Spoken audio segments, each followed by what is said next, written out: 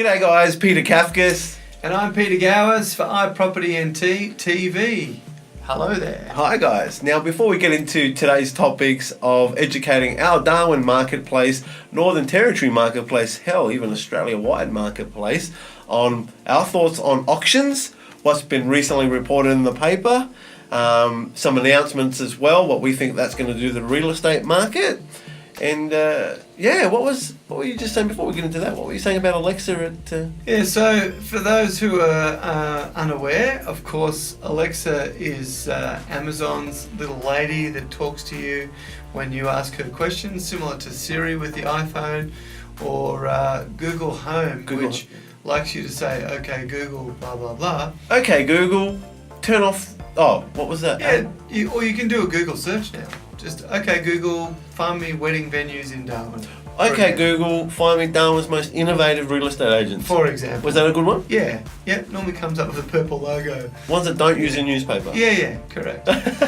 But, so Amazon's one is called Alexa. Yep. And I'd noticed for probably 6 months or so that Officeworks in Stewart Park was stocking the Google Home. Right. And it might still be, but I couldn't find it. But now on display is the Amazon, I think it's called the Amazon Dot. Okay. The Amazon Edge. Maybe, Yep. and something else. But all contain Alexa, and you can tell her what you want to do. And if you're not using these, this is not real estate related, but if you're not using these, start using them. Yeah. It's going to become the new norm. I don't say that for my own benefit, but before long, Yeah. it'll become the normal way to search. Yeah, right. And if you're not initiated on how they work, you'll really struggle. So get one, get to know them, turn your TV off, turn it back on again.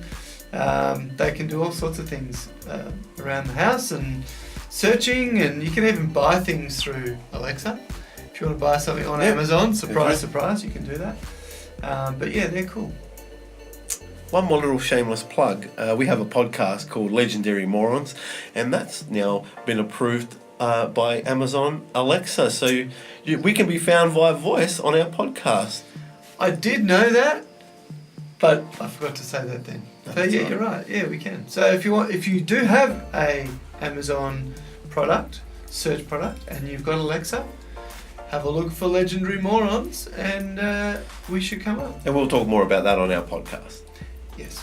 All right, let's get into the Darwin Market. Recently we had the fracking announcement, and Was fracking brilliant, wasn't it?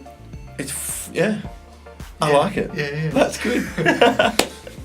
And today we want to share our thoughts on auction versus private treaty, and what we think about working with other agents. And the reason some of you have already seen these videos, but we're going to redo them because our audio is much better now. Yes, thanks to technology and Innovation. Our ability to read the instructions better. We now have better audio. All right, But you've got to start somewhere. Yeah, absolutely. And if anyone's ever seen one of Gary V's first videos, say no more. Absolutely. In a month, we've done a lot more. Yeah. Anyway. We're growing. Yeah. Let's get into it. So, I have my thoughts on auctions. I believe that auctioning now in this market can be kind of... it can be good for a quick sale, which I'm sure Pete will talk about more on. Love it. But look, we've seen some recent sales of homes, whether it be in Woodruff, whether it be in Karama, Malak, Grey, Malden, in that 250,000 range. In fact, there's been one sale in Woodruff a little while back now, a couple of months, where it's a 3-bedroom, 2-bathroom home on a nice, decent block, being whatever, I don't want to say the number, but could be around 700 approx square meters, and that sold for $240,000. Now, we haven't seen prices like this in a long time, and I do want to add one more thing.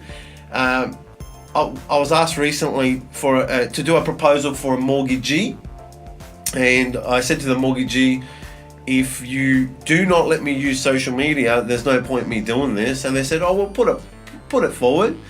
We ended up putting the proposal forward, and the boss of the mortgagee company said, no, we don't use social media because there's no way to track it. I said, whoa, so you want me to do a newspaper plan? Then how the F do you track newspaper versus social media where you get all the analytics? So, look. Well, it's a completely uneducated statement. Let's just say that for the record. And I'm not saying this because of what we're doing. It is fact, do your own research, that social media, even more so than, say, Google, which is, I guess, the highest form of search by numbers, but the ability to target people with social media, particularly Facebook, because they kind of invented it, is second to none. You can micro-target to the suburb, to the age, to the sex, to the interests. So to suggest that a paper is more is ridiculous. Well, on that, it almost, that's why we'll keep the name quiet, because is this mortgagee acting in the best interest of the bank right now? I don't think so. Yeah, well, that's a good example of someone who's got themselves a seat somehow, and doesn't understand the environment under which we now operate. Without giving away the full conversation, I think she wrote in her email. Let's narrow it down. She wrote, I've been doing this for 25 years, and I wrote back, well, that could be the issue. Correct. So I've recently got I've recently decided that the one group of humans on the planet that I detest the most are white 60 plus males. And when anyone says to me a statement like that, I've been doing this for 25 years, automatically the alarm bells go off. That's right. Because if that's how you've been doing it for 25 years and that's how we're going to keep doing it for another 25, you'll be out of business in 5 years. So let's talk about auctions. We believe that it is better to put a price on it in this particular market and negotiate with the market. Doing the auction campaign, we believe that there's not that many buyers out there that have pre-approved finance ready to bid at auction. Versus someone coming along going, yeah, I'll make an offer subject to finance, subject to bank evaluation. So why would you want to cut out a little bit more of your market? Well, it's a good point because the market is naturally cutting itself out at the moment.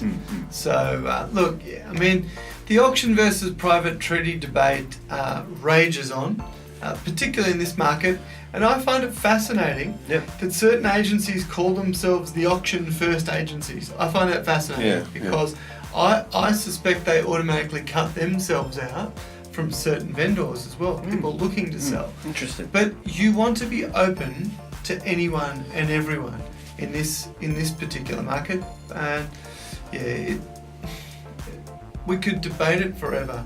But the reality is, we've always said and maintained that you are better off to put a price, negotiate the price with buyer and seller, obviously, and to get the best result. Absolutely. And we see that time and time again. That at the end of the day, the wash-up is based on, if we do an appraisal, we obviously usually give a range for what we believe it should sell for, and probably 8 times out of 10 the final price will fit pretty close, if not smack bang in the middle of that range, if negotiated properly.